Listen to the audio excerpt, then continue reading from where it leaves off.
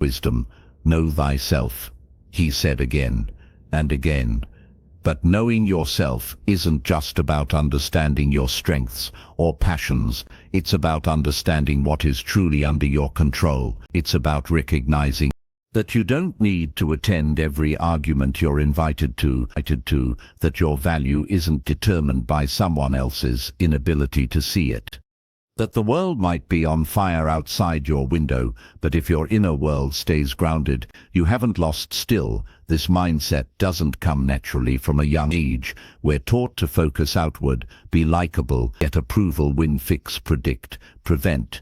But what no one teaches us is how to filter that chaos through something steady, our own clarity. We grow up thinking that if we just try hard enough, we can change how people see us. We think if we say the right thing, we can heal someone else's wounds. If we anticipate enough outcomes, we can avoid pain altogether. But that's not clarity.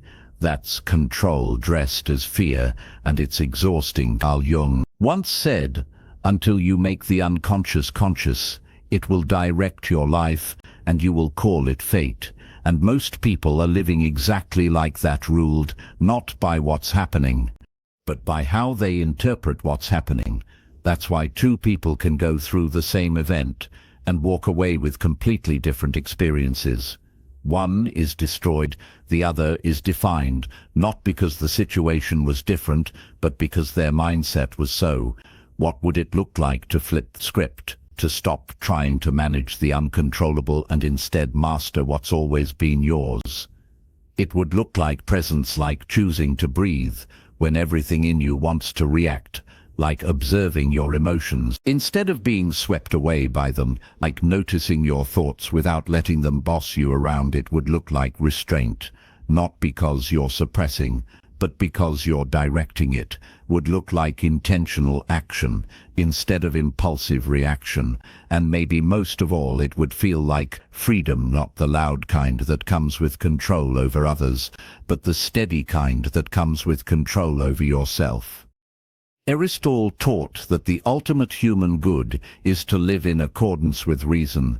And when you really understand that, you start to realize that so many of our struggles aren't about what happens. They're about what we believe about what happens. They're about the stories we tell ourselves. They disrespected me, so I must fight back. That didn't go my way, so I must have failed.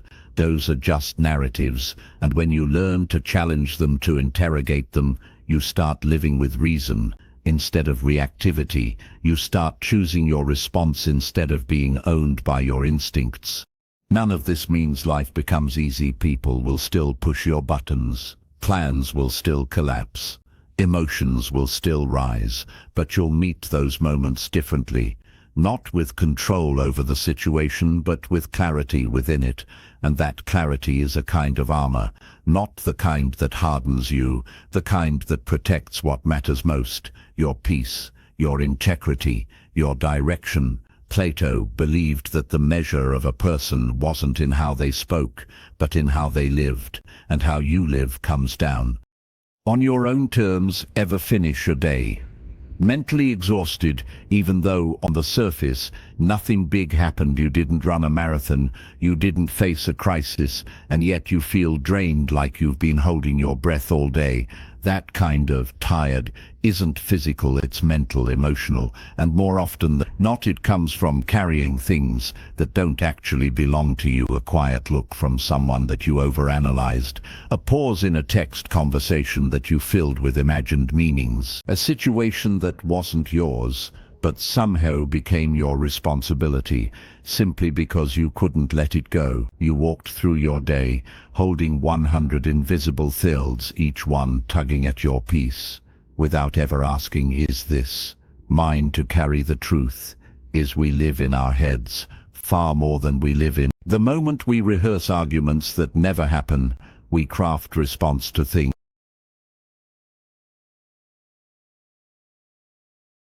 controlling the future, because those distractions, as painful as they are, feel easier than sitting still with your uncertainty. But not all attention is helpful. Attention is energy, and energy is limited. You only get so much of it each day. And when you spend it on things you can't control, you starve what actually matters. That's where the Stoics were uncompromising. They believed your attention is sacred. Marcus Aurelius wrote, "The things you think about determine the quality of your mind." Let that sink in. Your focus isn't neutral. It's about feeding less of what drains you. We often confuse reacting with responsibility. Someone says something rude and we feel the urge to respond. A moment feels off, and we jump into fix-it mode. But not everything requires your reaction. You are not obligated to hold every emotion that passes through. Not everything that hurts you deserves a reply. Emotional maturity isn't about suppressing feelings, it's about choosing what to engage with and what to let pass. Because when you stop trying to control the tide, you finally learn how to swim. You begin to move with the current instead of fighting it. You begin to respond with intention instead of being pulled by every emotional wave. The exhaustion starts to lift, not because life got easier, but because you stop trying to carry all of it at once. The weight of worry lightens when you realize that most of it was built on assumptions, on imagined futures, on trying to answer questions that aren't yours to answer. And once that mental noise starts to quiet down, clarity returns. You begin to see what is actually happening, instead of what your fear or your ego wants to project. Socrates taught that the unexamined life is not worth living, but maybe an over-examined one, where every silence is suspicious, every change is threatening, every glance is dissected.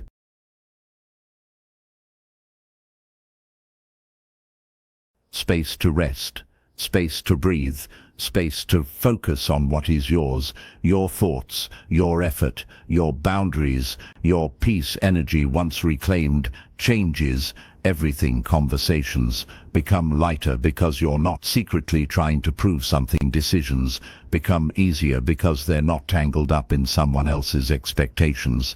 Even stillness becomes productive because you're no longer measuring your worth by how much you're fixing. That's the shift. When your value stops being tied to what you control and starts being grounded in how you respond to what you can't. Aristotle said, knowing yourself is the beginning of all wisdom. And part of knowing yourself is knowing where your lines are, knowing when you're leaking energy, not because of what's happening, but because of where you've placed your attention. If your peace is constantly at the mercy of someone else's tone, then your power is in the wrong place. But if you can return to your center even when things around you are loud, uncertain, or unfair, then you found something rare. You found the kind of peace that doesn't ask the world to behave, the kind that isn't reactive, the kind that doesn't need permission to exist. So the next time you feel drained, by the end of a quiet day, pause. Don't rush to fill the silence. Ask yourself gently, what did I carry today that wasn't mine? What conversation, fear, or fantasy did I hand my energy to? What can I release? Not tomorrow, not later, but right now. Because the peace you're searching for isn't hiding in a perfect outcome. It's right here, underneath all the things you've been trying to hold. And the moment you stop gripping what you can't shape, you realize you were never powerless. You were just distracted. Most people hear the word acceptance and immediately assume it means surrendering, giving up, waving the white flag to life and letting it roll over you. But that's not what acceptance is. Not even close. Acceptance isn't weakness, it's clarity. It's the ability to see things as they actually are, not as you wish they were, or as they used to be, or as someone told you they should be. It's the moment you stop editing the story to make yourself more comfortable and start reading it for what it truly says. Acceptance is when you finally look something square in the eye and say, this happened, this is gone, this is real. There's no spin, no bargaining, no fantasy. That doesn't mean you like it. It doesn't mean you wanted it. And it certainly doesn't mean it doesn't hurt. What it means is that you've decided to stop fighting what already is. because that's where most of our pain hides, in the struggle between what's true and what we think should be true. We convince ourselves that if we resist this hard enough, maybe reality will budge. Maybe people will become who we need them to be. Maybe the past will undo itself, but it doesn't. And while we wait, we waste time, we bleed energy. We think acceptance will trap us, when in fact it's the only way out, because you can't change what you won't face. You can't fix what you refuse to admit is broken.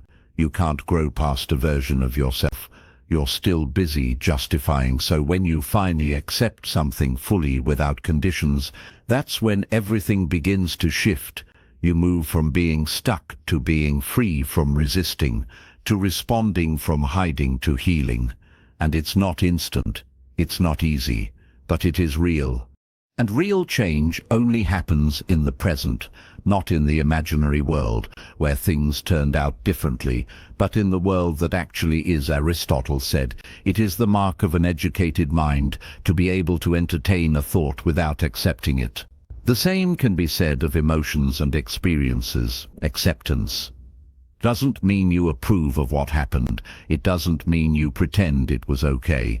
It means you allow it to be what it is, without denial, without dramatizing, without dressing it up. That space between the facts and the stories we add to those facts, that's where suffering often hides. And acceptance clears that space. It strips things down, not to make life colder.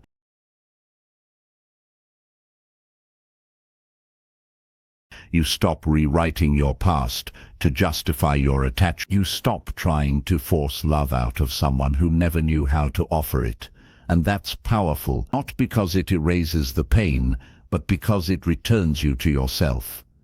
It puts you back in motion. Plato taught that truth is the beginning of every good, and truth begins with acceptance. The truth of a lost relationship, the truth of a closed door, the truth of your own flaws, your own limits, your own capacity to grow. We spend so much energy trying to keep certain truths out of view, hoping that if we don't name them, they won't hurt us. But it's not the truth that hurts. It's the fear of looking at it. Once you do, you realize it's not a wall, it's a mirror. And when you face that mirror, honestly, something shifts. You're no longer just reacting to the world, you're responding to it from a place of grounded examination. Was the foundation of a meaningful life, and accepting what we find in that examination, even the parts we don't like, is where that meaning begins. That's when you start asking real questions. What now? Who do I want to become now that I've stopped pretending everything's fine? How do I build from here? Because that's the beauty of acceptance. It doesn't leave you empty, it makes space to rebuild, to create new meaning, to decide what matters going forward when you're no longer tangled in fantasies or weighed down by denial. You can finally see the road ahead. Maybe it's uncertain, maybe it's difficult, but at least it's real, and real life is where all growth begins. There's nothing passive about facing what hurts you. There's nothing weak about acknowledging that something is over. In fact, that's where the strongest version of you is born. The one that doesn't need to control everything, doesn't hide from reality, doesn't collapse under the weight of disappointment. The one who stands up, looks around and says, this is where I am, and I'm ready to begin again.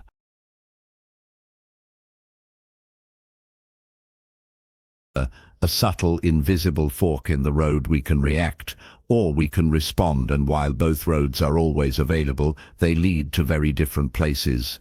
Reaction is fast, it's charged with emotion, it comes from the gut, from memory, from pride. It often feels satisfying in the heat of the moment. A comeback, a slammed door, a sharp message sent too quickly, but that satisfaction is short-lived. What follows is usually regret, confusion, or the kind of silence that lingers a little too long. On the other hand, response is slower. It's not passive, it's intentional. It carries restraint, not because you're holding back, but because you're choosing forward. It's what happens when you create space between what you feel and what you do. That space is where everything changes. When someone speaks to you with disrespect, it's easy to absorb their tone and fire it back. But if you observe instead, if you ask yourself, is this about me or about something they haven't resolved? You begin to see the situation more clearly. You stop making it personal. You stop turning someone else's mood into your burden. That's not weakness, that's wisdom, and the more you practice this, the more natural it becomes. You build a kind of inner pause button, and every time you press it, you reclaim your authority. Carl Jung said, between stimulus and response, there is a space. In that space is our power to choose our response. In our response lies our growth and our freedom. Most people never find that space. They live in reaction, habitual, automatic, unconscious. It's not because they're bad, it's because they've never been taught that there's another way. But once you become aware of that gap between what happens and how you act, everything.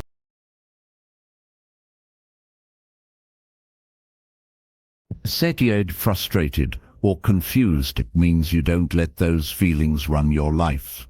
Socrates once said, no man has the right to be an amateur in the matter of physical training, but it is a shame for a man to grow old without seeing the beauty and strength of which his body is capable. Replace body with mind, and the same truth applies. If we never train our emotional response, we never see the strength and clarity. We're truly capable of. The discipline of response is a kind of inner fitness, one that keeps you steady.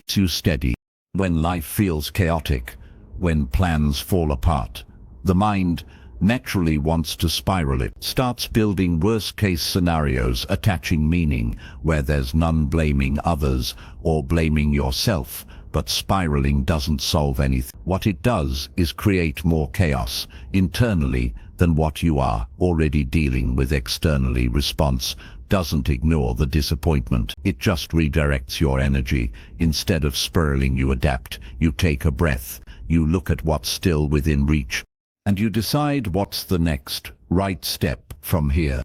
This isn't about controlling the world. That's the illusion most people fall for, that if they just try hard enough, they can manage everything outside of them. But real power doesn't come from managing people, events, or timing. It comes from managing yourself, from becoming the kind of person who doesn't need everything to go right in order to stay aligned. Plato taught that the measure of a man is what he does with power, and the highest form of power isn't over others. It's over how you show up, even when things fall apart. That's the shift. You stop trying to make everything around you cooperate, and you start leading yourself. You lead your thoughts, you lead your emotions, you lead your reactions. It doesn't mean you're perfect, it means you're present, and that presence becomes your power.